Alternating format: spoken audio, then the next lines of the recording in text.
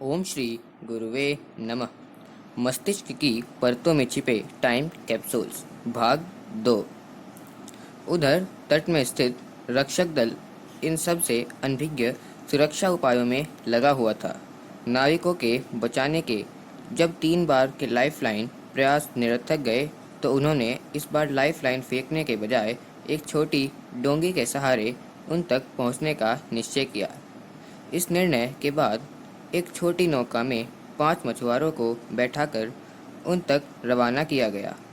ऊंची नीची लहरों के भीषण थपेड़ों से संघर्ष करती हुई डोंगी धीरे धीरे मझधार की ओर बढ़ने लगी।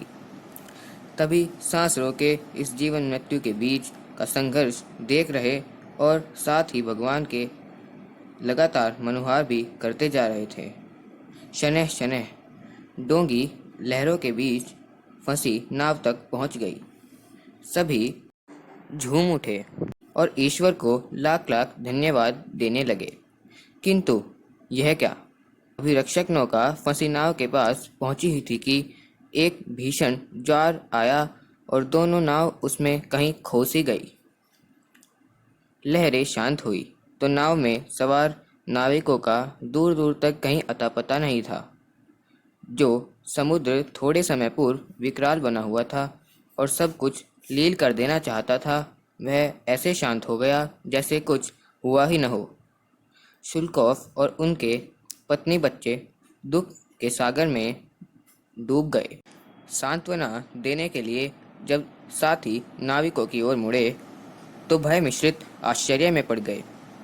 अभी अभी जो रक्षक नाविक तट पर रक्षा के विभिन्न प्रकार के उपक्रम करते दिखाई पड़ रहे थे, वे न जाने यकायक कहाँ गायब हो गए। वहाँ चलाई जाने वाली न तोप थी, न तोपची, और न स्त्री न पुरुष व बच्चों के वह झुंड जो कुछ क्षण पूर्व तक वहाँ एकत्रित हो यह सब दृश्य देख रहे थे, वे भी वहाँ उपस्थित न थे।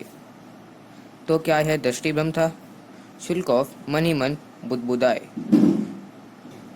किंतु उनके साथ उनके पत्नी बच्चे और हटन की पत्नी बच्चे भी थे। सभी को एक साथ इस प्रकार का दृष्टिभ्रम कैसे हो सकता है?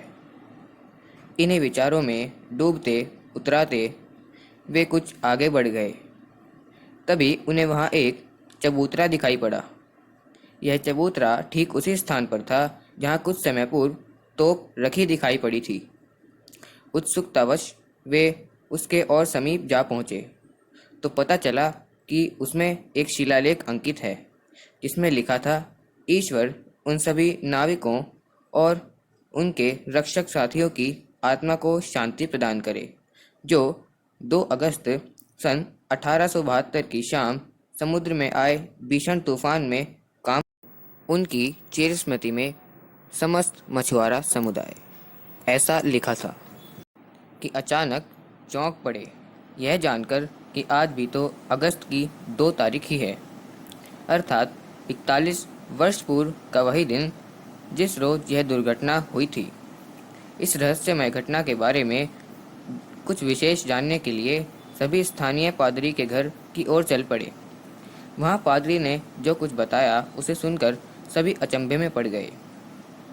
उसके अनुसार हर वर्ष इसी दिन इसी समय उक्त घटना की पुनरावृत्ति होती है, जिसको इस द्वीप के हजारों लोग ज्यों की त्यों घटित होते हुए देखते हैं। उक्त घटना के प्रत्यक्षदर्शी रहे विलियम हटन के पुत्र व मूर्धन्य मनोवैज्ञानी डॉक्टर बर्नार्ड हटन अपनी आत्मकथा में लिखते हैं कि बहुत कुछ इस जगत में घटता और प्रत्यक्ष देखा जाता रहता है। सबकी व्याख्या प्रत्यक्षवाद के आधार पर तो नहीं की जा सकती। परोक्ष जगत से जुड़ी ऐसी अनेकानेक विलक्षणाएं हैं जो बताती हैं कि भूतकाल व भविष्य में संभावित कई घटनाएं ऐसी हैं जो समय समय पर प्रत्यक्ष नेत्रों से देखी जा सकती हैं। मस्तिष्क को जो दिख रहा है वह सच है, यह एक अकाट्य तथ्य है। फिर भी जो घट रहा है वह वर्तमान में ही है, यह सुनिश्चित रूप से नहीं कहा जा सकता। हमारा मस्तिष्क मात्र अपनी 7 प्रतिशत क्षमता का उपयोग कर पाता है। शेष तो प्रसुप्त है।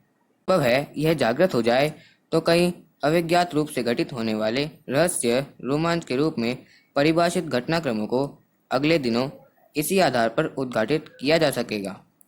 हमें अपना मानस इस संबंध में बड़ा खुला पूर्वाग्रहित रखना चाहिए। अखंड ज्योति, मई 1991, प्रश्न 11 व 12। ओम शांति।